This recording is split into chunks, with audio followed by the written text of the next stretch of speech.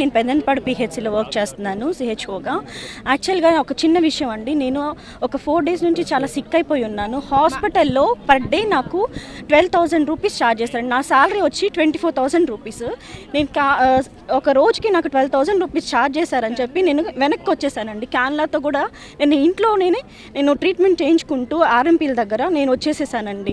ఇట్లాంటి సిచ్యువేషన్స్లో మేము అందరం ఉన్నాము. కనీసం మా హెల్త్, మేము హెల్త్ డిపార్ట్మెంట్లో ఉంటూ కూడా మా హెల్త్ని కూడా మేము కాపాడుకోలేనటువంటి సిచ్యువేషన్లో ఉన్నాం. ఫస్ట్ బ్యాచ్లో మేము జాయిన్ అయ్యామండి 2019లో. ఇంతవరకు ఒక్క రూపాయి కూడా మాకు హైక్ లేదు. ఎన్హెచ్ఎం కింద 23% ప్రతి ఒక్క క్యాడర్కి హైక్ ఇచ్చారు, మాకు మాత్రమే ఎగ్జంప్షన్ ఇచ్చారు.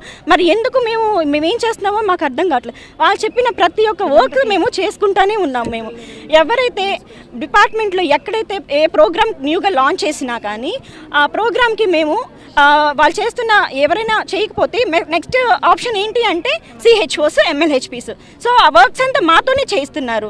అట్లాంటివి చేస్తున్నప్పుడు మాకెందుకండి, మేమేం పాపం చేస్తామని మేము చెప్పిన ప్రతి వర్క్ చేస్తున్నప్పుడు 23% మాకు ఎందుకు ఇంక్రిమెంట్ ఇవ్వలేదని నేను గవర్నమెంట్ని నేను క్వశ్చన్ చేస్తున్నానండి. దయచేసి మాకు ఫినాన్షియల్గా చాలా ఇవ్వండి. ఒకటి చెప్తున్నానండి, కూలీ దగ్గర నుంచి కలెక్టర్ దాకా ఎవరు ఏ వర్క్ చేసినా కానీ ఆ సింగిల్ రూపీ కోసమే. మేమందరం ఈ రోజున ఎండలో పడి మేము ఎందుకు వచ్చాము ఇక్కడికి? అసలు మా ఫ్యామిలీస్ చాలా ఫినాన్షియల్గా చాలా బ్యాక్ గ్రౌండ్ లెవెల్లో ఉండిపోయినాయండి.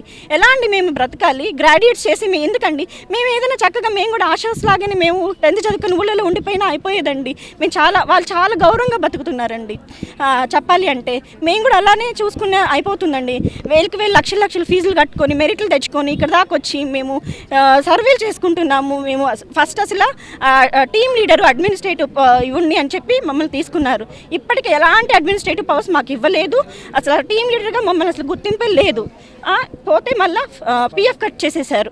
ఎఫ్ఆర్ఎస్ అంటూ మా హ్యామ్లెట్ విలేజెస్లో మేము వెళ్తున్నా కూడా అక్కడ ఎక్కడ అసలు రేడియస్ లేదు. రేడియస్ తీసేసిన దగ్గర నుంచి మా లొకేషన్లో కూడా మాకు పడట్లేదు. అండ్ మేము హ్యామ్లెట్ విలేజెస్లోకి వెళ్తే మళ్ళీ మేము సేమ్ ప్లేస్కి వచ్చి హెడ్ క్వార్టర్కి వచ్చి మేము ఎఫ్ఆర్ఎస్ వేయాలి. ఎక్కడ తిరుగుతామండి ఇవన్నీ?